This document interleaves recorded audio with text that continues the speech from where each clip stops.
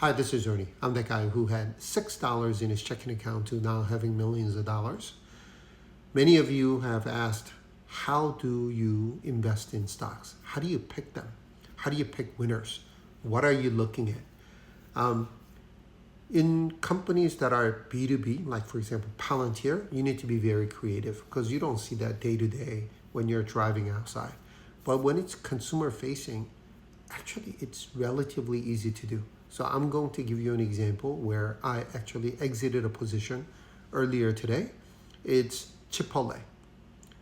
So a couple months, early this year, we went there, we realized, oh man, there aren't that many customers here. One time their POS system was down, so they couldn't take orders. Another time they ran out of cheese quesadillas, so my little boy was like crying and complaining that that's what he wanted to eat. We had a number of issues with them.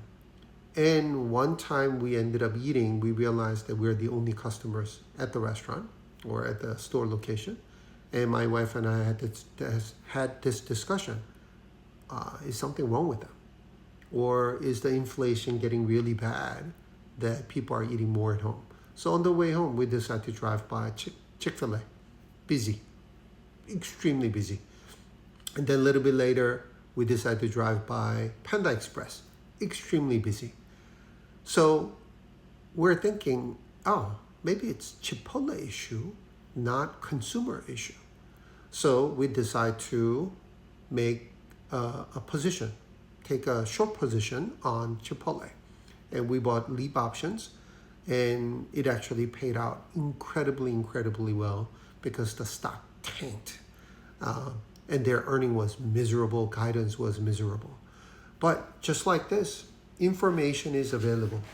But I have to caution you because in this particular case, we bought put options using our house money, right? House money meaning the profit that we made, rather than taking it out or reinvesting, we decide to like gamble a little bit. And the reason why I'm using the term gamble is when you buy options, 90+% of people who buy options lose money. For example, Nike was the classic example. I bought put options because I went to the store, talked to the sales associate, look at like what people are wearing at the playground. Earning was miserable, right? Sales down, I think it was 12% or 21%, I forget the numbers. Like profit went down like 72%, but stock still went up. So knowing that's a possibility, we decided to use the house money. And this particular time, we made a fortune. So that's how I do research and how I do risk management, knowing that when I typically have a short position, I am using options to do it. What strike price do you choose? What's the period? Like, yeah, of course, everything matters, but the general concept is there. You need to go look around wherever you are outside. You need to see what's happening and say, where is the money or stock investment opportunity? That's how my brain has been wired. And that's why when my wife and I went to Chipotle, we're like, oh, is it worth having a short position or is it not? Same thing. We did the same thing with Lululemon. Every time we went, there aren't that many customers.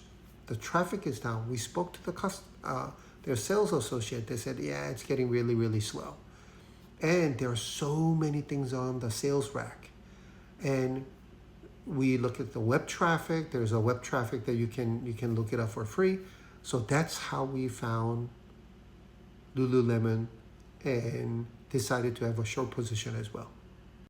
This is not going to come easy, but you need to study. So you could look at some of my videos in my playlist called Investing 101. I have a bunch of videos that shows how I do research, how I use like LinkedIn data to find out whether a company is getting traction or not. There are so many ways to do it. You can find so many proxies to figure out whether the demand is there or demand is not there. But at the end of the day, you have to study, right? There's an Everything Guide to Investing in Your 20s and 30s. This particular book actually talks about like how to do technical analysis. It has content around how to do dividends, how to do valuation, the relative strength, like earning and revenue, checking sales and momentum. There is so much information that you need to have some basic knowledge in, so that once you identify these opportunities, you come back and do research, do sales forecasting, do technical analysis, go to Reddit and find out what people are saying about the company. And then you make a decision on whether you want to buy or have a short position like I have and buy puts using the house money. Again, amazing book, so easy to read. The Everything Guide to Investing in Your 20s and 30s. Even if you're 40s, it's still relevant. Even if you're 50s, it's still relevant. So, and this book is so popular that you should be able to get it from the library. Please go to the library. It's free. Your tax money pays for it. So go to the library, get a free copy, or my advice is actually get a copy with multiple friends so that you save money. And then you guys discuss, like, am I learning this correctly? Did I understand this correctly? What was your key takeaway? What was my key takeaway? Especially if you have close friends who are also motivated to be financially free. I will put this in my link so that you'll be able to get a copy if you really want to. Again, thanks for watching. I know you're going to have a lot of questions about how I do research, so feel free to leave me comments and I'll respond to you within 24 hours. And please don't forget to follow, like, and repost. And I'll see you guys soon.